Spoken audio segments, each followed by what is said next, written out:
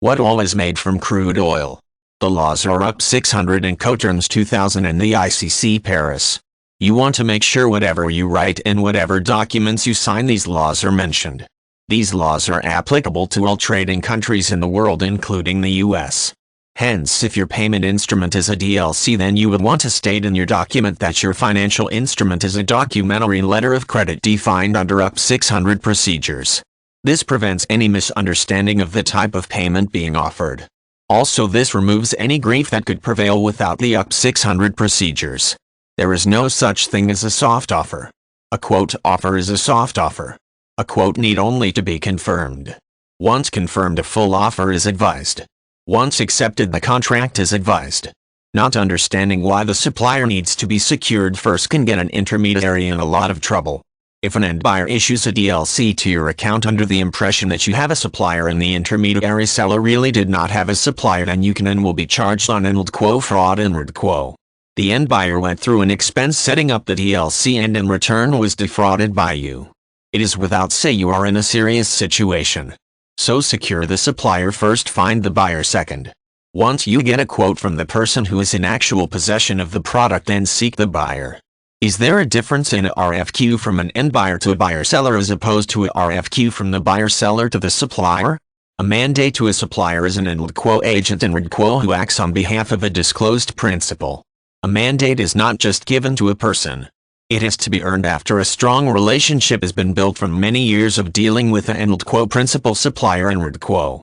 The mandate agent can only act under the instructions of their principal, who must disclose to end buyer immediately when the offer is made to an end buyer, and in closing the deal the end quo mandate agent and quo would be paid by the supplier is often the end result.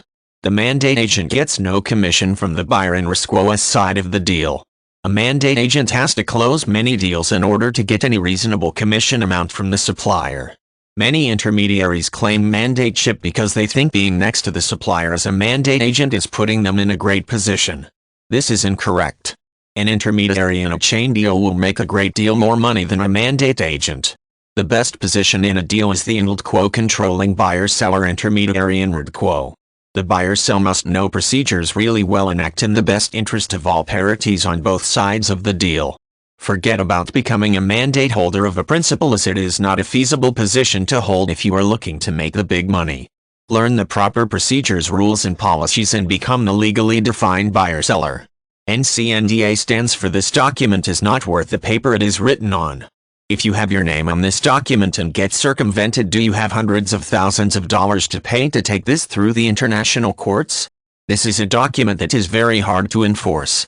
Only a misinformed or unskilled intermediary broker would send you an NCNDA. Not even close to protection. The NCND is totally useless piece of paper unless the product is in your own country. Internationally, this document's floating around the internet is impossible to enforce in a court of law. IMFPA stands for the FPA and NCND are usually attached to each other. FPA NCND is not the proper way to protect intermediary broker and quo's interests. Beware if someone claims to be the mandate supplier and buyer while at the same time requesting FPA and NCND. A real mandate never fears circumvention, as he is protected by the one who extended the mandate to him. A real supplier and a real end buyer don and quo get commissions. The flawed document MFPA does not protect a commission payment.